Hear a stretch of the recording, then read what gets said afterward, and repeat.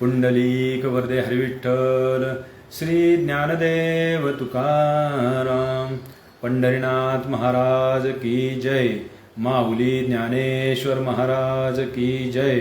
जगद्गुरु तुकाराम महाराज की जय। सद्गुरु श्रीमंत बाबा महाराज की जय। संत श्री गणेशनाथ महाराज की जय। प्रवचन सेवेच्या प्रारंभी आपण ज्ञानेश्वरी ग्रंथातील 10व्या अध्यायाचे स्तवन म्हणूया। नमो विशदबोध विद्गदा विद्या रविंद प्रबोधा पराप्रमेय प्रमदा विलासिया। नमो संसार तमसूर्या अपरिमित परमवीर्या तरुणतरतुर्या लालन लीला। नमो जगद अखिल पालना मंगळमणी निधाना सज्जन वनचंदना आराध्यलिंगा। नमो चतुरचित्त चकोर चंद्रा आत्मानुभव नरेंद्रा। श्रुती सार समुद्रा मन्मथ मन्मथा। नमो सुभाव भजन भाजना भवे भकुंभ भंजना विश्वोद्भव भुवना श्री गुरुराया। तुमचा अनुग्रह गणेशु जै दे आपुला सौरसु तै सारस्वती प्रवेशु बाळका ह्याथी जी दैविकी उदार वाचा जै उद्देशु दे नाविकाराचा तरी नवरस सुधाब्दीचा ठावो लाभे। जी आपुल्या स्नेहाची वागेश्वरी जरी मुकिया ते अंगीकारी तो वाचस्पते शिकरी प्रबंधू होडा। हे असो दिठवा जयावरी झळके की हा पद्म करू माथा पारुके तो जीवची परितुके महेशेसी। एवढे जिये महिमेचे करणे ते वाचा बळे वानुमी कवणे। काय सूर्याची या अंगा उठणे लाविज तसे केवता कल्पतरुवरी फुलोरा। काय सेनी पाहुणे रूप क्षीरसागरा कवणे वासी कापुरा सुवासुदेव। चंदनाचे कायसे निचर्चावे अमृताते केवते रांधावे। गगनावरी उभवावे घडे केवी तैसे श्री गुरूंचे महिमान आकळिता के असे साधन। हे जाणो निम्मिया नमन निवांत केले जरी प्रज्ञेचे न्याथिलेपणे श्री गुरु सामर्थ्या रूप करू म्हणे तरी ते मोतिया भिंग देणे तैसे होईल।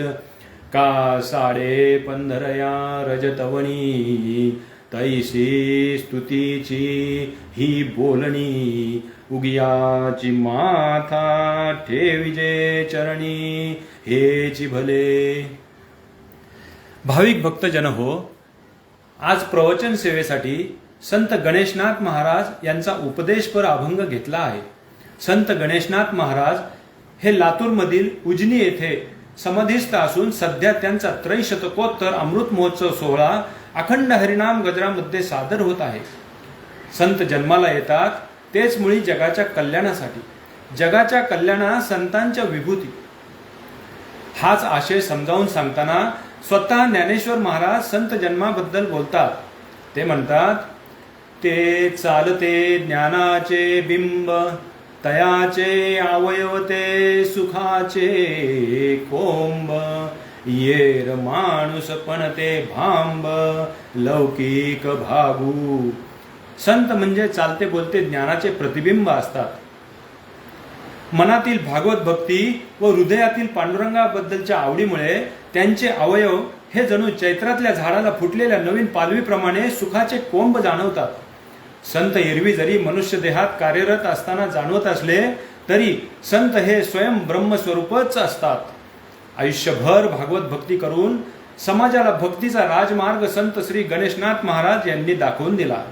प्रस्तुत अभंगामध्ये संत श्री गणेशनाथ महाराज म्हणतात, थोर आहे याती न करी समभक्ती, त्यासी पुनरावृत्ती न चुके अंती, ज्ञानाचा अभिमान असता संपूर्ण, न चुके जन्म मरण काही केल्या, जाणोनिया निंदा संतांची करीता, तरी अधपाता जाणे होय,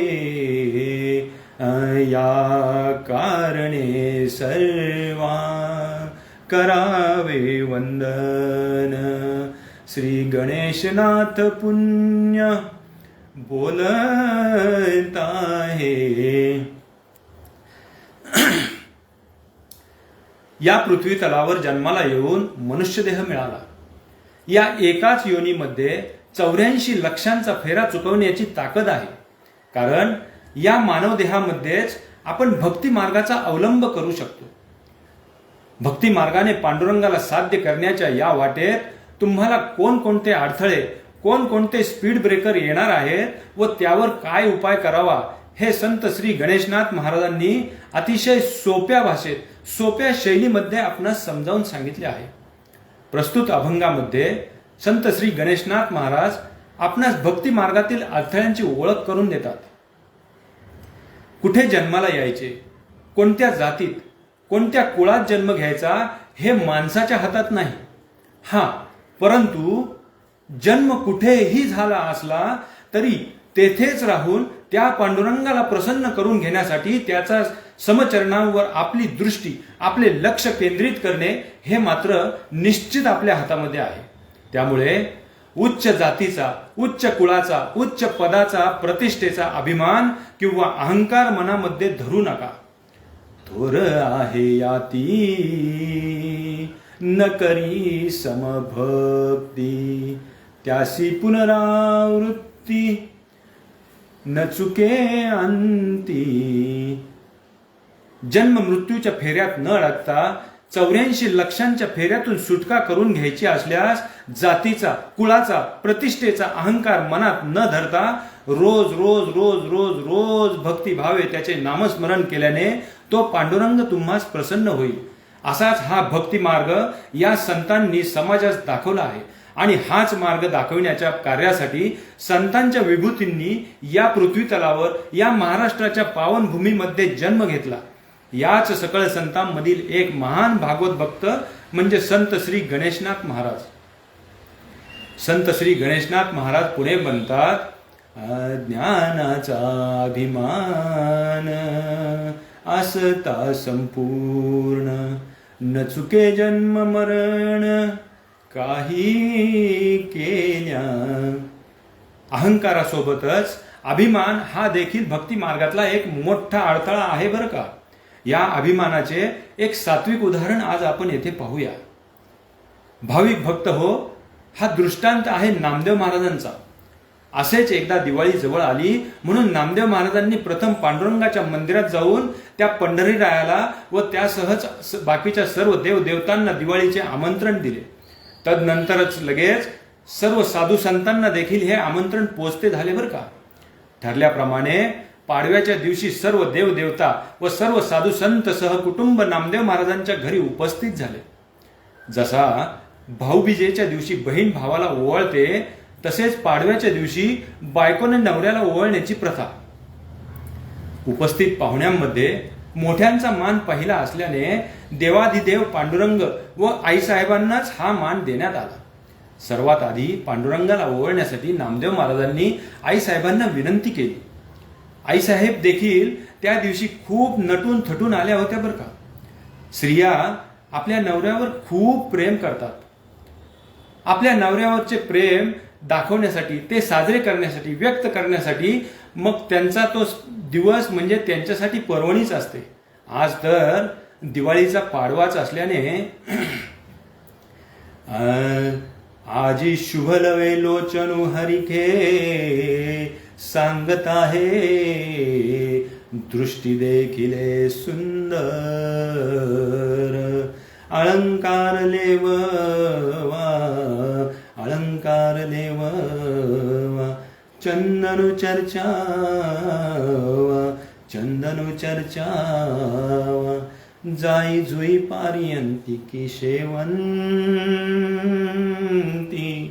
शेला काढा कामे चुचा, शेला काढा कामे चुचा हा दिनुदैवाचा, हा दिनुदैवाचा सोहळा तो आमुचे मंदिरी गे माय, गुढिया उभवा मखरे शृंगार, भेटी होईल अळिंगी, भेटी होईल अळिंगी. प्रतितीरूपी प्रकृती म्हणजे साक्षात आईसाहेब. प्रत्ययरूपी परमात्म्यास म्हणजेच पांडुरंगाला भेटायला निघाल्या आहेत बरं का. पहा ना, सध्या देखील पावसाळा सुरू आहे. त्या परमात्म्याच्या आशीर्वाद रूपी श्रावणधारा पृथ्वीवर भरभरून बरसत आहेत. त्या आशीर्वादाचेच फळ म्हणून प्रकृती देखील नाविन्याच्या रूपाने या वनराईमध्ये सुंदर सुंदर आकृती धारण करून कोवळ्या कोवळ्या कोंबांच्या रूपाने डोकावू लागते. नवीन जीवसृष्टी जन्माला येते आणि जन्माला येऊन कधी फांद्यांवर वाऱ्याच्या झोक्यासोबत, कधी खळखळत्या पाण्याच्या स्वरासोबत, तर कधी मोठेच्या तालासोबत निशिदिन पुन्हा पुन्हा त्या पांडुरंगाचे प्रेम उपभोगू लागते. हीच तर त्याची लीला आहे. हाच तर त्या परमात्म्याचा प्रेमबोध आहे. आपल्या सर्वांना देखील त्याने त्याचा हा प्रेमभोग भोगण्यासाठी जन्माला घातले आहे. पण आपण मात्र त्याच्या प्रेमाकडे डोळे झाक करून याती कुळ याच्या अहंकारामध्ये आणि ज्ञानाच्या अभिमानामध्ये बुडून जातो. मी माझे या अवगुणांच्या मागे लागतो. असो, इकडे नामदेव महाराजांनी आईसाहेबांच्या हाती पंचारतीचे ताट दिले. ते ताट घेऊन आईसाहेब अभिमानाने लगोलग स्वयंपाकघरातून बैठक घरात पांडुरंगाला ओवाळण्यासाठी आल्या बरं का.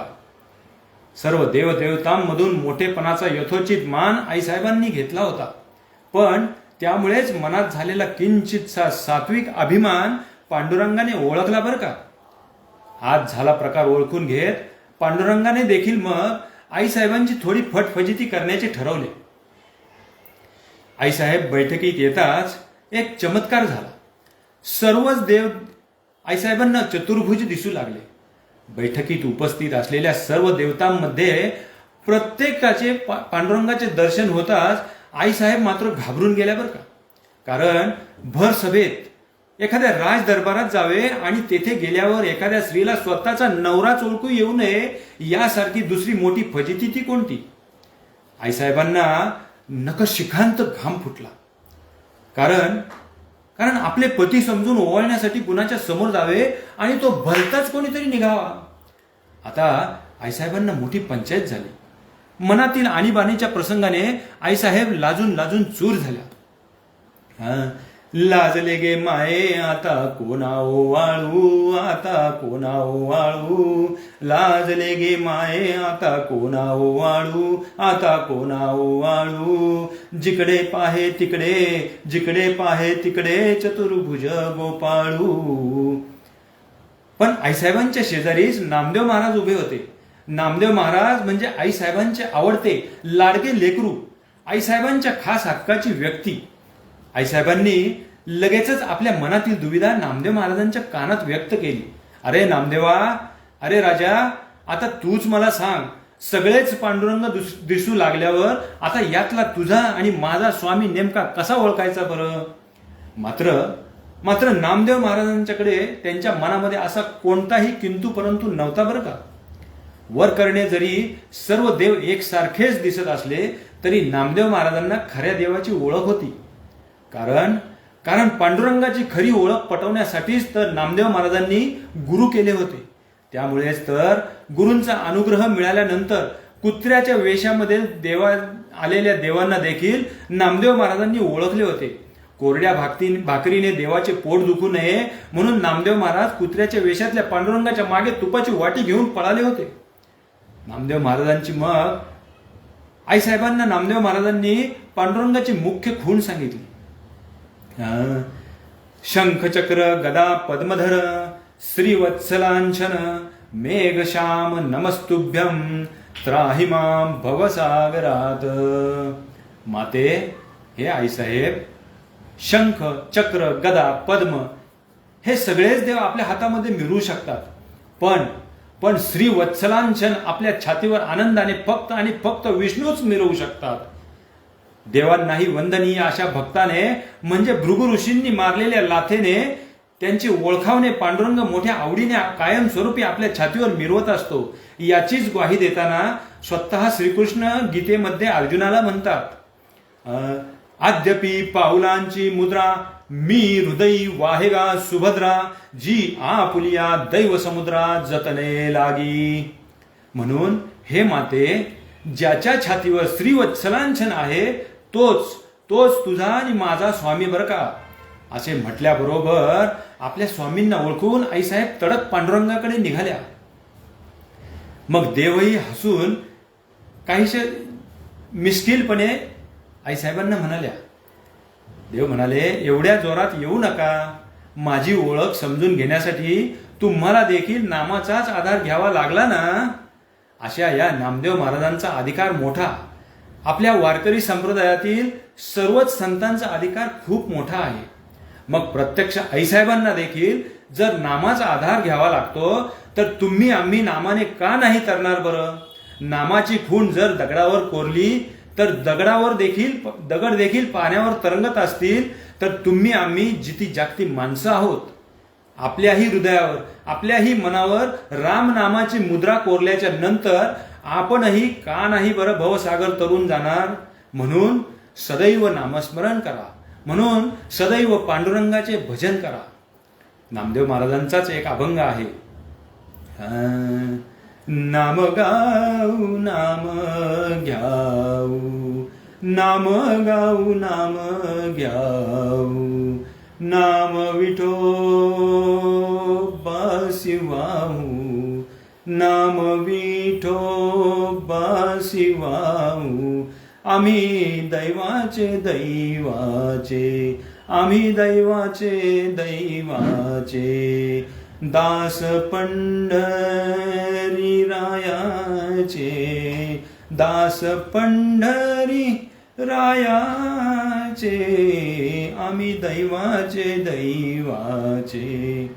अशा या महान संतांचे मोठेपण व्यक्त करताना आमचे गणेशनाथ महाराज असं म्हणतात बरं का, जानोनिया निंदा संतांची करीता, जानोनिया निंदा संतांची करीता, तरी याधपाता जाणे होय.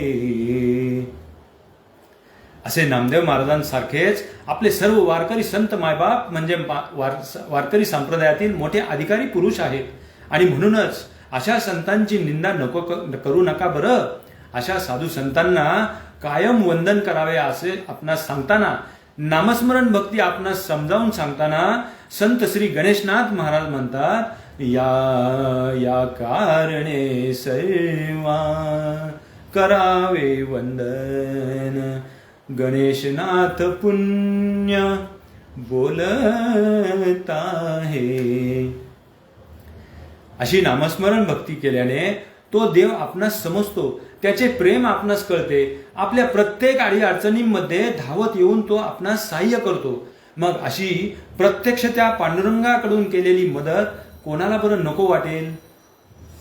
एखाद्या वरिष्ठ अधिकाऱ्याशी असलेली ओळख आपण जतन करून ठेवतो. मग तर कर्तुम अन्यथा कर्तुम असा सर्व शक्तिमान पांडुरंग, समर्थ पांडुरंग आपला त्राता तारिता, आपला सांभाळ करता असावा असे कोणाला बरं वाटणार नाही. तो पांडुरंग आपला सांभाळ करतो, आपल्या संकटात धावून येतो. हीच गोष्ट संत आपल्या नित्य वर्तनामधून समाजास पटवून देत असतात. चला, यासाठी सुद्धा आपण एक दृष्टांत पाहूया.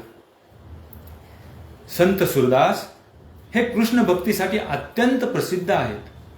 शरीराला जरी डोळ्यांमधून प्रसवणारी दृष्टी नव्हती, तरी त्यांची पारमार्थिक दृष्टी ही आपणा सर्वांच्या पलीकडील होती. दृष्टीविरहित असलेले सूरदासजी रोज श्रीकृष्ण मंदिरामध्ये जाऊन मनोभावे त्याचे दर्शन घ्यायचे. स्वतः कवी व गायकही असलेले सूरदासजी स्वतःच्या प्रेममय ज्ञानातून प्रसवलेले अभंग, दोहे अतिशय सुरस व कर्णमधुर वाणीने रोज रोज रोज मंदिरामध्ये गायन करायचे. आपल्या मधुर वाणीने ते परमात्म्याला, त्या कृष्णाला, त्यांच्या मनातील कान्ह्याला आळवत असत, त्यांची मानसपूजा करत असत. त्या कन्हैयाबद्दल संत सूरदासांच्या हृदयामध्ये अत्यंत प्रेम भरलेले होते. आंतरिक प्रेम रूपी रेशीम धाग्याने देवभक्तांचे नाते बांधले गेले होते. त्यामुळेच तर आपल्या सुमधुर गायनातून त्या कन्हैयाला आळवत असताना संत सूरदासांच्या हृदयीचा प्रेम जरा आनंदाने उचंबळून यायचा. आणि उचंबळून आलेला हा परमानंद जरा मग डोळ्यांवाटे खळखळ व्हायचा बरं. पंचामृतासोबतच या प्रेमामृतानेही मूर्तीला आंघोळ व्हायची. सूरदासजींनी त्यांच्या कन्हैयासाठी देवभक्तांचे नाते, देवभक्तांचे प्रेम सांगणारा त्या कन्हैयाच्या मंदिरात गायलेला एक दोहा आपण पाहूया. सबसे ऊंची प्रेम सगाई, सबसे ऊंची प्रेम सगाई, सबसे ऊंची प्रेम सगाई, प्रेम सगाई ऊंची प्रेम सगाई, प्रेम सगाई ऊंची प्रेम सगाई, सबसे ऊंची प्रेम सगाई, सबसे ऊंची प्रेम सगाई. दुर्योधन की मेवा त्यागी, दुर्योधन की मेवा त्यागी, साग विदुर घर खाई, सबसे ऊंची प्रेम सगाई, सबसे ऊंची प्रेम सगाई. झूठे बैर सबरी के खाई, झूठे बैर सबरी के खाई, बहुविध स्वाद बताई, सबसे ऊंची प्रेम सगाई, सबसे ऊंची प्रेम सगाई. राजसुयज्ञ युधिष्ठिर कियो, राजसुयज्ञ युधिष्ठिर कियो, तामे झूठी उठाई, सबसे ऊंची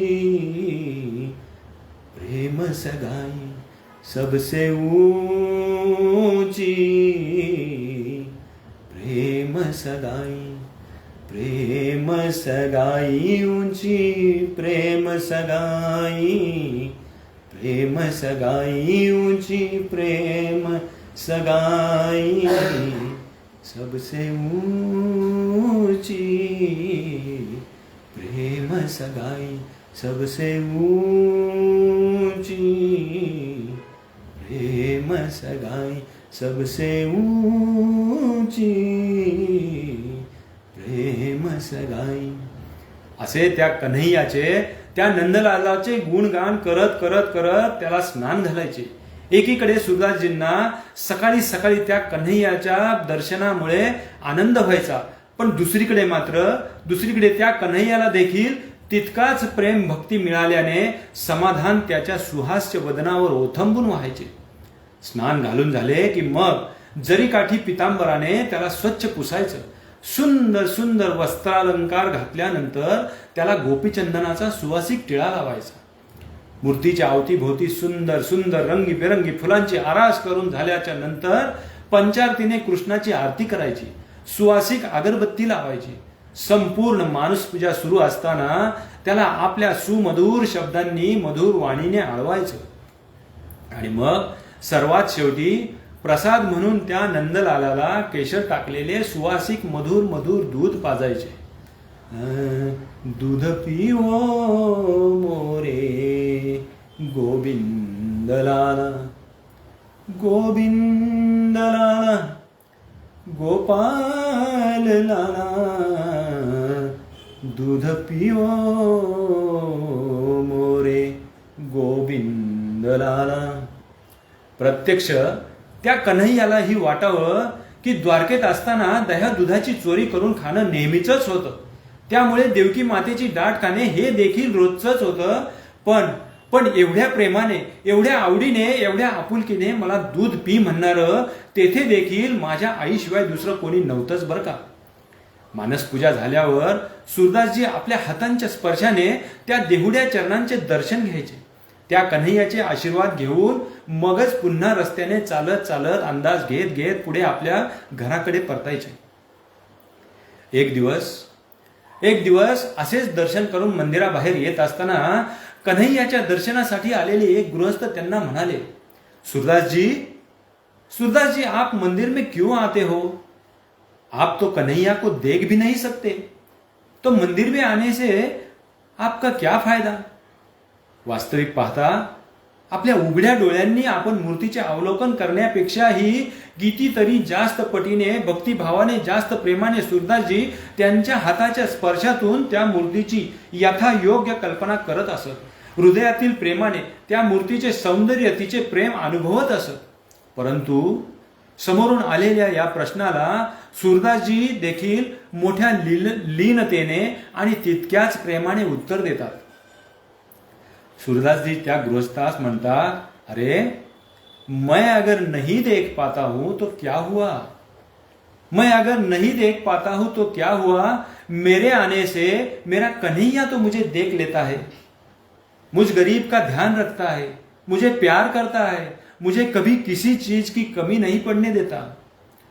सूरदासजींनी दिलेले ते इतके प्रेमळ उत्तर मंदिरातील कन्हैयाने देखील ऐकले असावे आणि ते ऐकूनच कदाचित त्या श्रीकृष्णाला देखील सूरदासजींचे प्रेम उपभोगण्याची आवड निर्माण झाली असावी.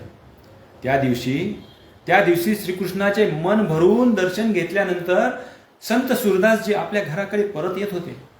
परत येत असताना वाटेवर नवीनच केलेल्या खड्ड्यामुळे त्या खड्ड्यांचा त्यांना अंदाज आला नाही. चाचपडत चाललेले सूरदासजी अनाहूतपणे त्या खड्ड्यात पडले. अंगाला लागलं, कन्हैया, अरे मेरे नंदलाला, मेरे काना, गिर गया रे, मैं गिर गया, असे म्हणत असतानाच एक मुलगा तेथे आला. सूरदासांना हात देऊन उठवत मुलगा म्हणाला, सूरदास जी उठो उठो सूरदास जी, लगा तो नहीं ना ज्यादा? मैं यहीं पे भेड़ बकरी चरा रहा था, अपने ही गांव का हूं. आप यहां से गुजर रहे थे, मैं आपके पास भी मेरा ध्यान था, देख रहा था आपको मैं. अचानक आप गिर पड़े तो दौड़े दौड़े चला आया. उठो सूरदास जी उठो. मुलाने सूरदासजींचा हात पकडला. मात्र हातात पकडल्या सूरदासजी थोडे चपापले. मनामध्ये अष्टसात्विक भाव निर्माण झाला. पापणी आडवून हलकेच आनंदाश्रूंचा निर्झर पाझरू लागला. आपल्यासारख्या सर्वसामान्य माणसाला दिसणारा तो मुलगा प्रत्यक्षात मात्र स्वयंसिद्ध श्री कृष्ण भगवान होते. अंध सूरदासजींनी मात्र केवळ स्पर्श ज्ञानातूनच हे ओळखलं. त्याच्या हाताच्या आधाराने सूरदासजी उठून बसले. कन्हैयाच्या आधाराने सावकाश खड्ड्याच्या वरही आले. सूरदास जी, अब आप ठीक रास्ते पर हो. सूरदासजींनी देखील त्यावर होकार दिला. हां, मैं अब ठीक रास्ते पर आया हूं. मुलाचा हात पकडल्याबरोबर सूरदासजींनी ओळखलं होतं, हे कोणी साधारण मूल नाही बरं, हे तर परमात्म्याचे मूल तत्व आहे. आपण कितीही आडमार्गात सापडलो, आडरानात सापडलो असलो तरी त्याचा हात जर का पकडला तर त्याचा हात पकडल्यावर आपण नक्की योग्य मार्गावर येणार, यात संदेह तो नाहीच. सूरदास जी, अब आप खुद ही जा सकते हैं आपके घर, अब हात छोड़ दो, मुलगा म्हणाला. यावर सूरदासजींनी त्या कन्हैयाला, त्या कृष्णाला मोठे गोड उत्तर दिले बरं. अरे, बड़े मुश्किल से यह हाथ में आता है.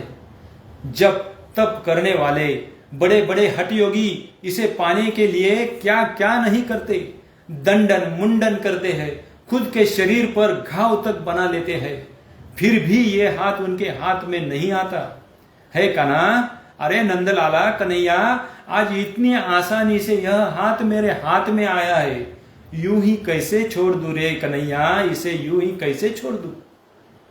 ऋषी मुनींनी ज्याच्यासाठी आपले आयुष्य वेचले त्यानेच आज स्वतः येऊन आपला हात धरला, यापेक्षा मोठे भाग्य ते कोणते. कारण त्याच्याशिवाय व्यतीत केलेले जीवन म्हणजे दशा आणि त्याच्या सोबत जगणे म्हणजेच जीवनाला योग्य दिशा.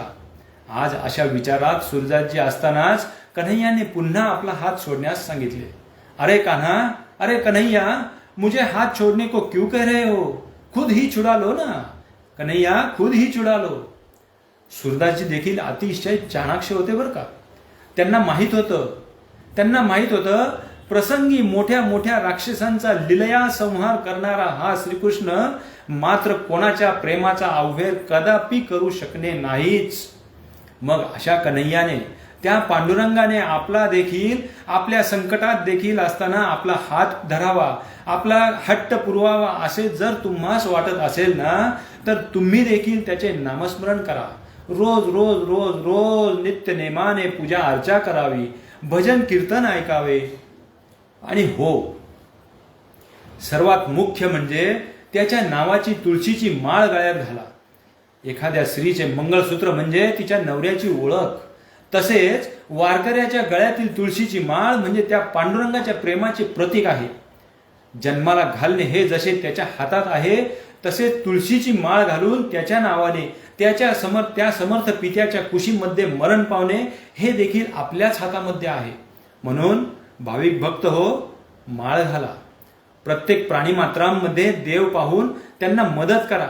त्यांना त्रास होईल, त्यांना दुःख होईल अशी कुठलीही कृती करू नये. रोजच्या जीवनामध्ये समोर येणाऱ्याला प्रत्येकाला मदत करावी. सात्विक मनाकडूनच सात्विक कृती घडते. आणि हीच शिकवण, हाच उपदेश आज आपल्याला अभंगामधून संत श्री गणेशनाथ महाराजांनी दिला आहे. थोडे विषयांतर करतो मायबाप. थोड्या दिवसांमध्ये माझे सुवर्ण सुखाचा निर्झरू हे पुस्तक प्रकाशित होत आहे. सर्वसामान्य मनुष्याचे जीवन देखील सद्गुरूंच्या व पांडुरंगाच्या आशीर्वादाने सदोदित सुखमय आणि समाधानी कसे असते. सुखामध्ये तर प्रत्येकालाच सुख वाटते, परंतु दुःखी प्रसंगामध्ये देखील त्या पांडुरंगाच्या सोबतीमुळे एक सुख असते, हे या पुस्तकामधून आपणास पाहायला व शिकायला मिळते. संत सूरदासजींप्रमाणेच आपल्यासारख्यांच्या सर्वसामान्यांच्याही संकट काळामध्ये तो पांडुरंग धावून येतो बरं का. फक्त ते पाहण्यासाठी आणि अनुभवण्यासाठी ती दृष्टी, ती जाण आपणाकडे असायला हवी, इतकेच. आणि हीच जाण यावी म्हणून अगदी प्रत्येकानेच वाचावे असे हे पुस्तक. आत्महत्येचा विचार जरी मनात येत असणाऱ्याने देखील हे पुस्तक वाचल्यास त्याच्याही मनात प्रभू प्रेमाची आवड निर्माण होऊन त्यालाही त्याच्या जीवनाविषयीचे प्रेम जाणवावे असे हे पुस्तक.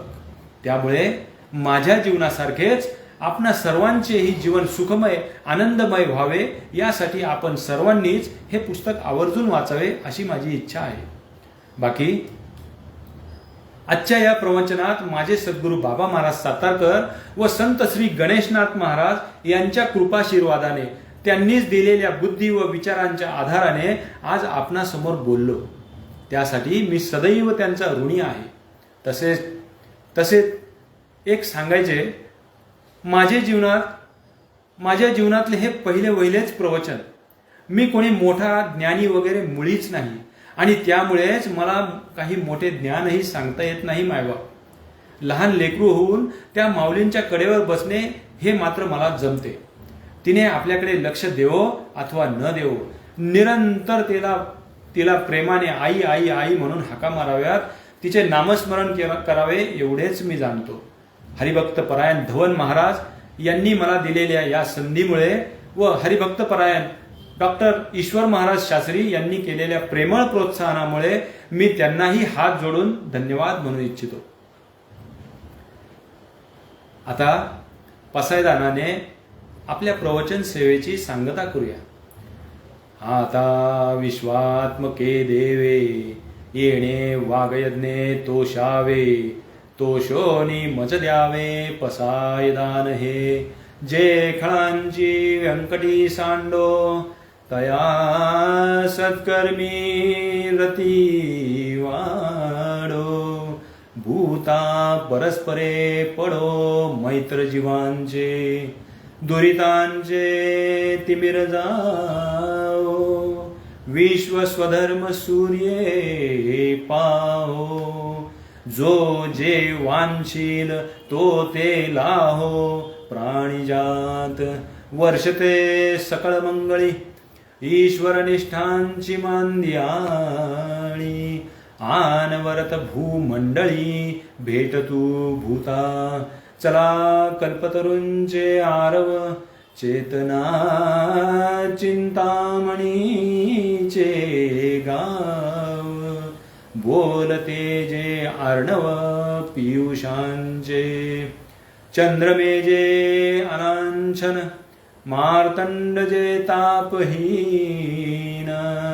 ते सर्वाही सदा सज्जन सोयरे होतू. किंबहुना सर्वसुखी पूर्ण होनी तिन्ही लोकी.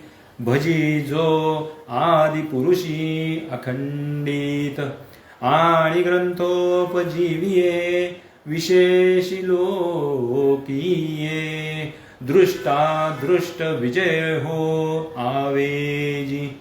येथ म्हणे श्री विश्वेश्वरा हो, हा होईल दान पसाओ. येणे वरे श्री ज्ञानदेव सुखिया झाला. पुढती पुढती पुढती या ग्रंथ पुण्य संपत्ती. सर्व सुखी सर्वभूती संपूर्ण होईजे. शके 12 तै टीका केली ज्ञानेश्वरे.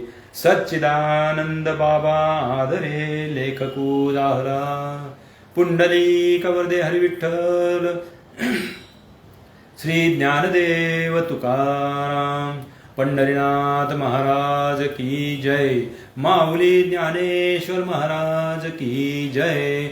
जगद्गुरु तुकाराम महाराज की जय. सद्गुरु श्रीमंत बाबा महाराज की जय. संत सद्गुरु श्री गणेशनाथ महाराज की जय. हरि हरि.